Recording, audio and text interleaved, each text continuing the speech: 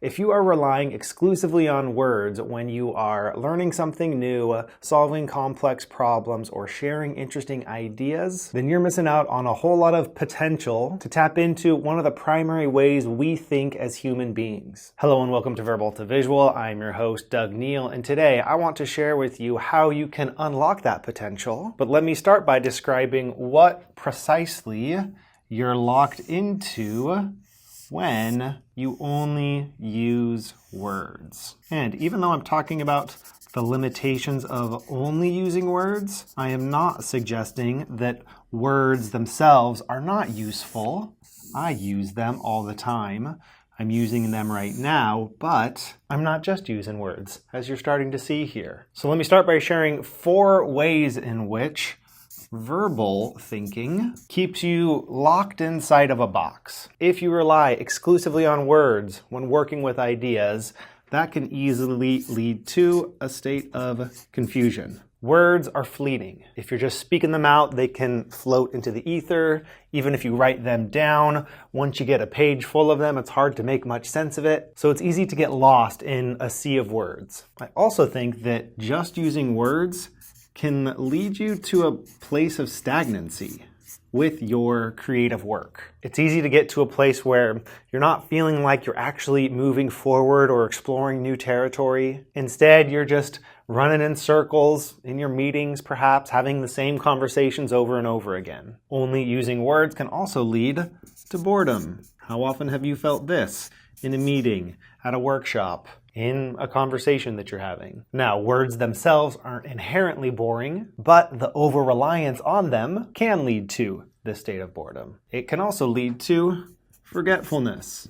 If your goal is to remember, retain, and be able to recall new information, working exclusively in the realm of words is not the best approach. So if an overdependence on words locks you into this state of confusion, stagnancy, boredom, and forgetfulness, what's the key? Chances are you can guess what that key is going to be, and it looks a bit like this. The unlocking of the limitations of exclusively verbal thinking is visual thinking. Now, when I use the term visual thinking, I'm referencing less about what goes on up here and more about what happens right here. Visual thinking is about making marks, sketching things out in the form of a simple drawing or diagram as you're working with information. If you're learning something new, if you're trying to solve a complex problem, if you want to share interesting ideas with others. Visual thinking is about tapping into the visual processing power of your brain that is very well developed for us human beings because we're such visual creatures, because we process so much visual information throughout our day and throughout our evolutionary history. So, what are the benefits of working more visually? Well, first we can move from confusion to clarity.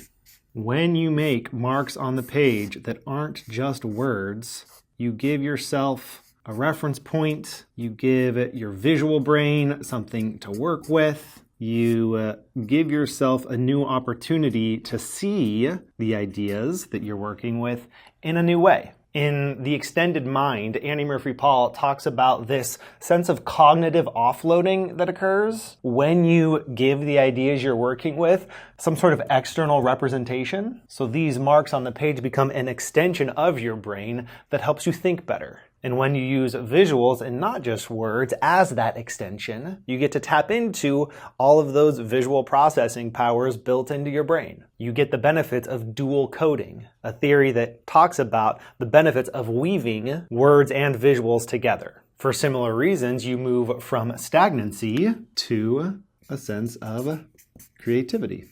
For me, what this creative benefit of working visually comes down to is in seeing options, seeing connections, sparking ideas that wouldn't have happened if you had limited yourself to just thinking through those ideas or talking through those ideas or writing through those ideas. Visual representations, whether it's something even just in the form of a mind map, words and boxes and lines connected to each other, that will help you make connections and explore new ideas. But then also adding in simple little icons and drawings. That will also help bring to mind things that you hadn't considered when you were just using your verbal processing. Again, in the extended mind, Annie Murphy Paul talks about the back talk of sketches. That when you sketch ideas out, you're essentially kind of giving them their own life on the page that you then get to have a conversation with. Your sketch will talk back to you and suggest new ideas, or maybe show you where your thinking wasn't quite as clear as you thought it was. That's going to generate a whole lot of ideas that you would have missed if you only worked with words. And if you are bored, or if your team is bored, or the folks you're presenting ideas to are bored, weaving in some visuals is going to lead to much more engagement. For you as the maker of these marks, part of that engagement simply comes down to the fact that you are bringing your body into the process. You're making marks that aren't just words. If you happen to be up on a wall, maybe you're even moving around a little bit. That's going to keep you engaged. But then also the simple fact that you are tapping into both the verbal processing and visual processing, that just makes for a much more interesting experience. It gives you more hooks for your brain to latch onto as you are considering whatever set of ideas are being sketched out in that moment. And finally, working more visually helps you move from forgetfulness to much easier recall.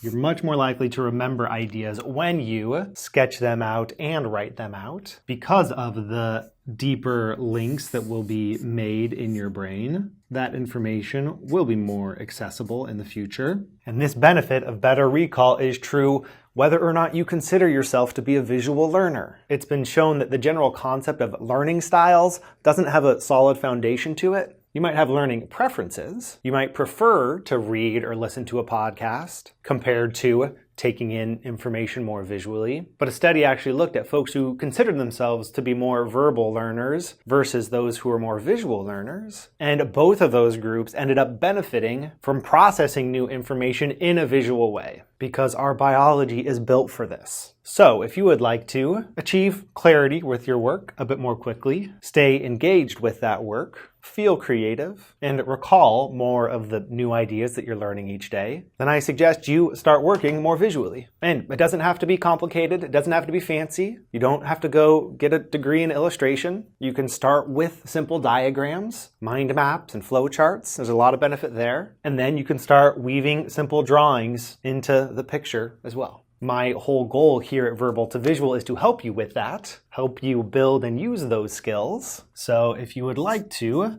tap into some resources to get started down this path of working more visually, then I encourage you to check out the resources at verbaltovisual.com.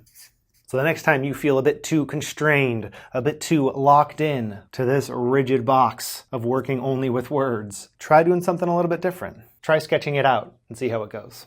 I wish you luck with that, and I'll see you in another video soon. Till then.